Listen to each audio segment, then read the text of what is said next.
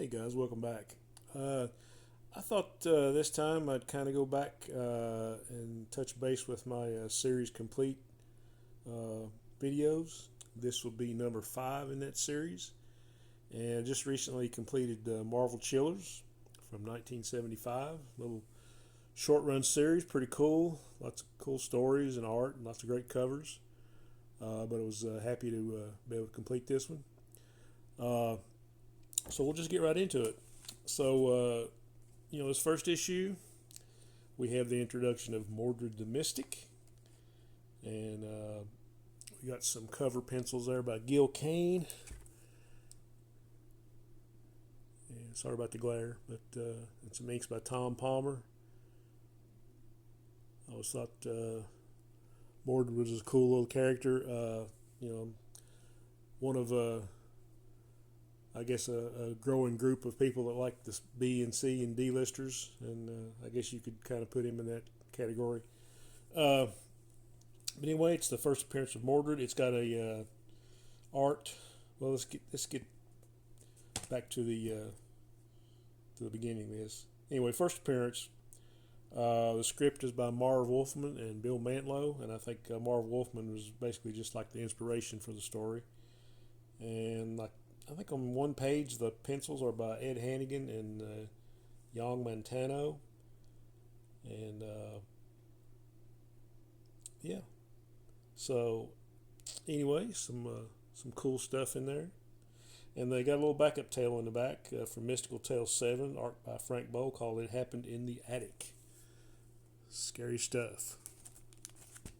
Okay, here we got issue number 2.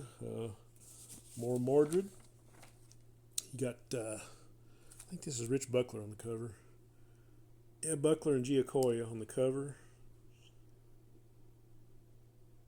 Got Mordred against some demon spawn, alone against the other. Cool little issue. Script by Bill Mantlo, and it's got some great looking art by John Byrne. Some of his early work at Marvel. And I can't remember who. Might have been Sonny Trinidad that inked him on this. I believe so. I went through and read them all the other night, and my memory is not as great as it was, but I think that's who inked him on that.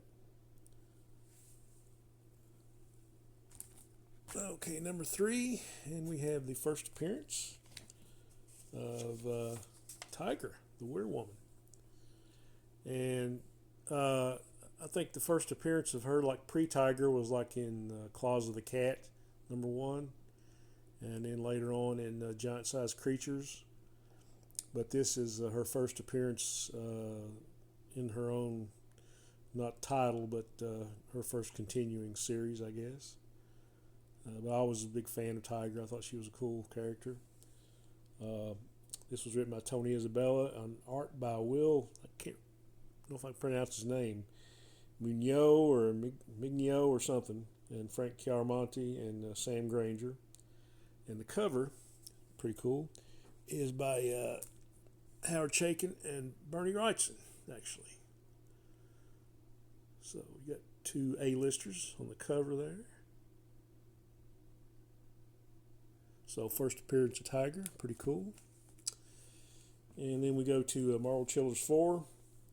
I think there was like some 30-cent editions of this one also. But this one is written by Chris Claremont. Got a crossover with Craven the Hunter. Got art by Frank Robbins and Vince Colletta. I couldn't find out who did the cover. It just says unknown, but said there were some alterations on it done by Tom Palmer and John Romita Sr. I'm sure it looks like probably the alterations were on the face.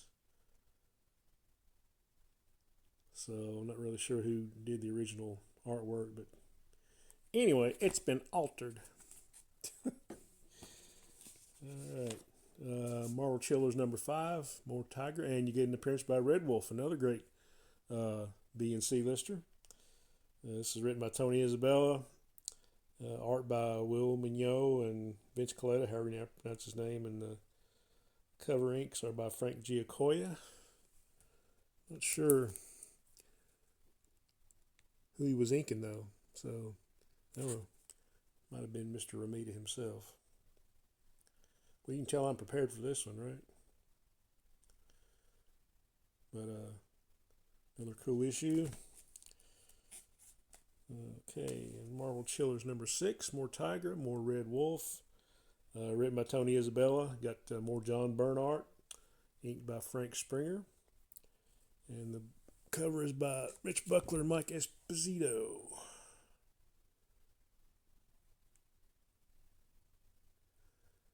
It's a cool little read. I will admit, a lot of these little short run series by Marvel and DC, there was very few times that you got to see a continuous writer and artist team go all the way through the book. So the scripters and the artists are all over the place in this one. But I don't know if they just didn't know what to do with her or what. But yeah, there's number 6. And I think this has actually got this is the issue. I think this has actually got a cameo by the Super Skrull. I think right at the end of the story. And it wouldn't be a video of mine unless I had a duplicate in there somewhere. There is no cure for this sickness, people. Okay, in the last issue, you got a great cover. I think that is by Jack Kirby. Yeah, that is by Jack Kirby. And you got the Super Skrull, got Red Wolf, got Tigra. And the art is by George Tuska and Sal Trapani. So that's what I'm talking about when I say the artist-writer teams are kind of all over the place. But a fun little series, It doesn't take itself too seriously, in the Marvel tradition, there's lots of angst and, big talk. But pretty cool little series. Give you another look at them there.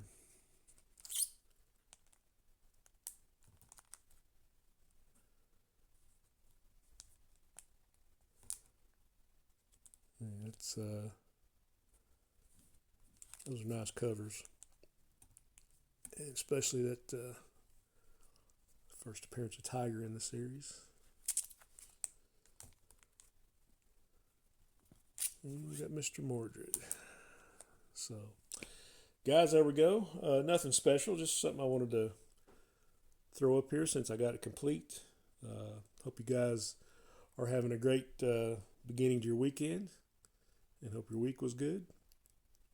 And hope you enjoyed this as much as I enjoyed, as much as I did. Let me put it that way. But anyway, onward and upward.